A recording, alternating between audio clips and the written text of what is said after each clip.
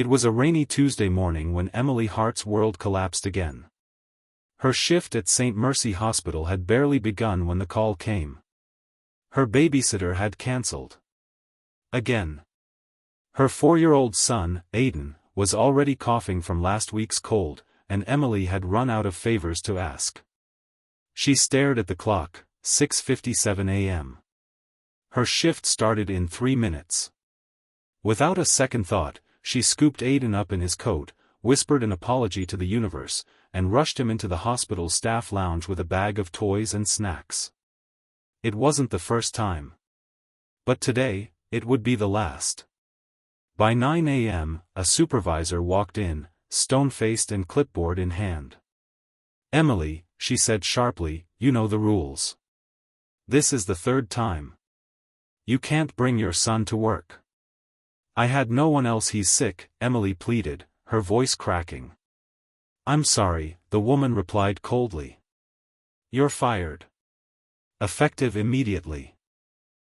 Tears welled in Emily's eyes as she gathered Aiden, still clutching his toy dinosaur. Her scrubs were wrinkled, her eyes heavy from a night of no sleep, and now, her heart broken. All she ever wanted was to be a good nurse and an even better mother. Now, she had neither job security nor enough savings to make it to the next month. She exited the building silently, passing by nurses who looked away awkwardly, some in pity, some in silent judgment. But fate, it seemed, had other plans. 2 weeks later.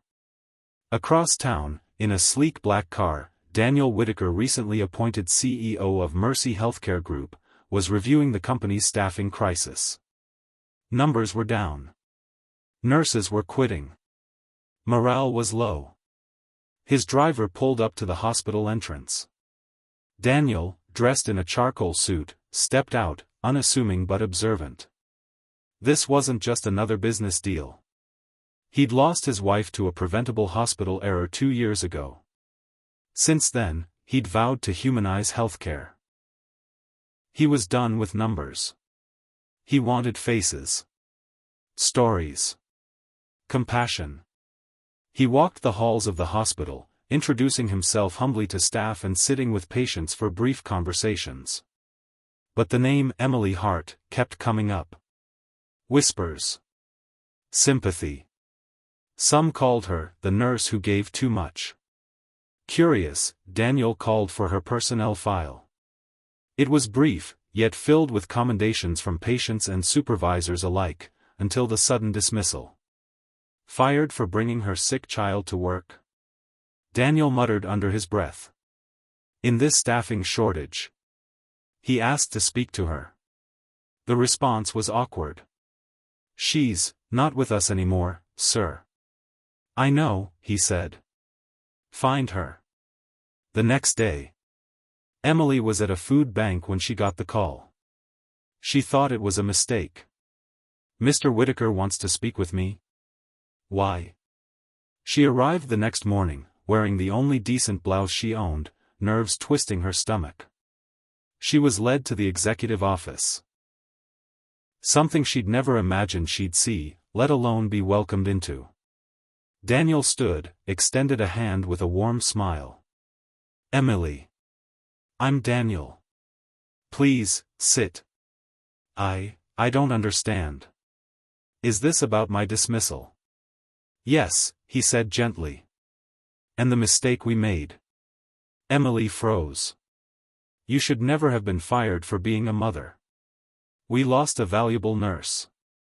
More importantly, we lost sight of what compassion looks like." Her eyes welled up.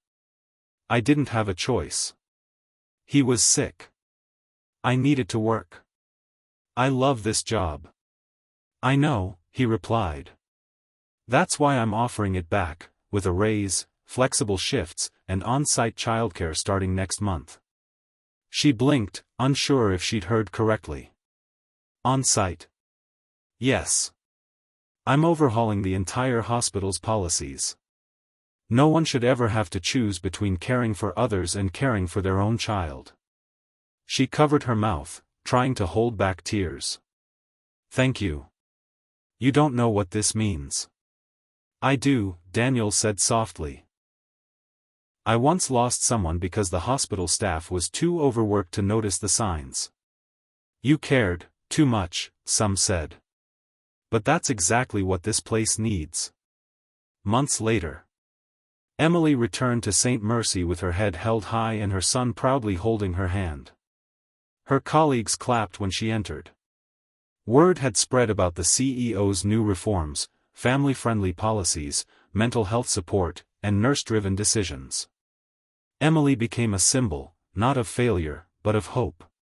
The hospital began to thrive again. Staff retention rose.